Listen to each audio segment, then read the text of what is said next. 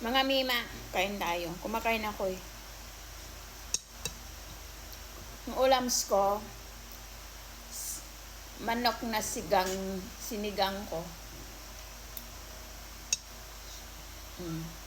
First time ko magsigang ng manok. Masarap pala. May sabihin ako, pag nagkakaedad ka na ng 45 to 50 pataas,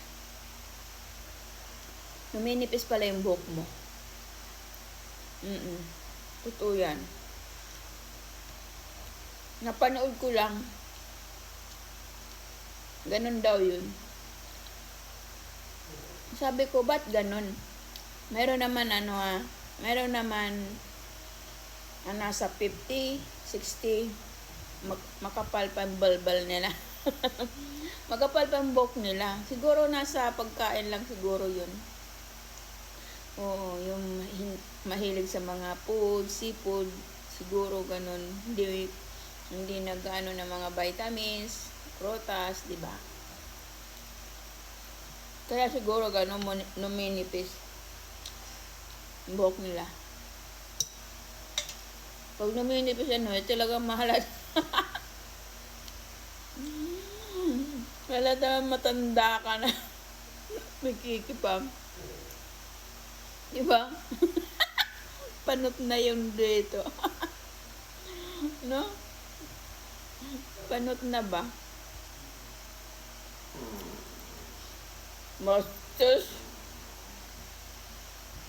Makain ako. Nasawa ko ba?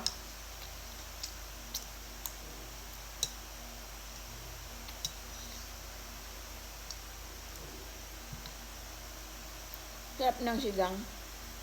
Manok. Ulit-ulit, no?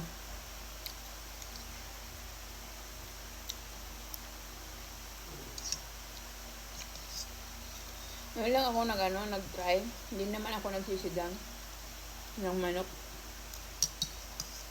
Nasipan ko kasi mayroon ako sinigang na mix.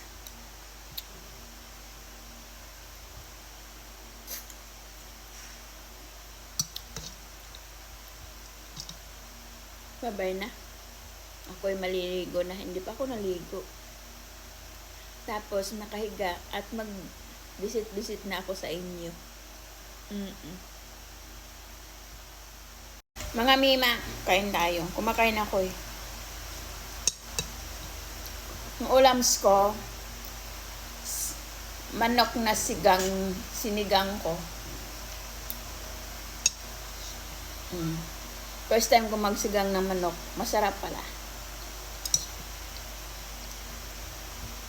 May sabihin ako, pag nagkakaedad ka na ng 45 to 50 pataas, numinipis pala yung buhok mo.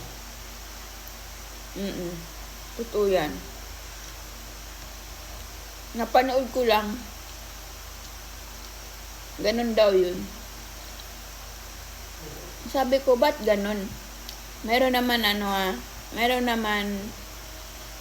nasa 50, 60, makapal pa ang balbal nila.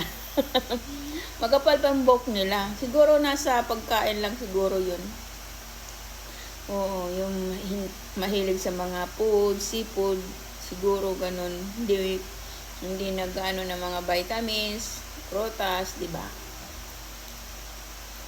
Kaya siguro ganun numinipis ang buhok nila.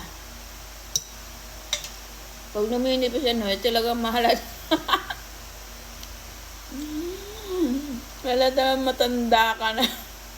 May kikipam. Diba? Panot na yung dito. No? Panot na ba? Bastos. Makain ako. Nasawa ko ba?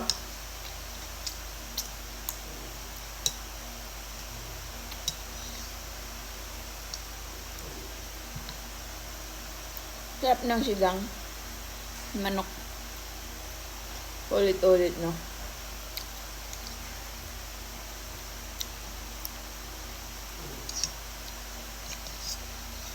Ngayon lang ako nag-try. Hindi naman ako nagsisigang ng manok. Nasipan ko kasi may sinigang. Mayroon ako sinigang na mix.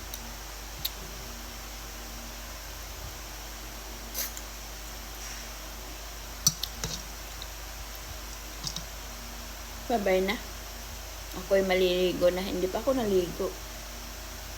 Tapos nakahiga at mag-visit-visit na ako sa inyo.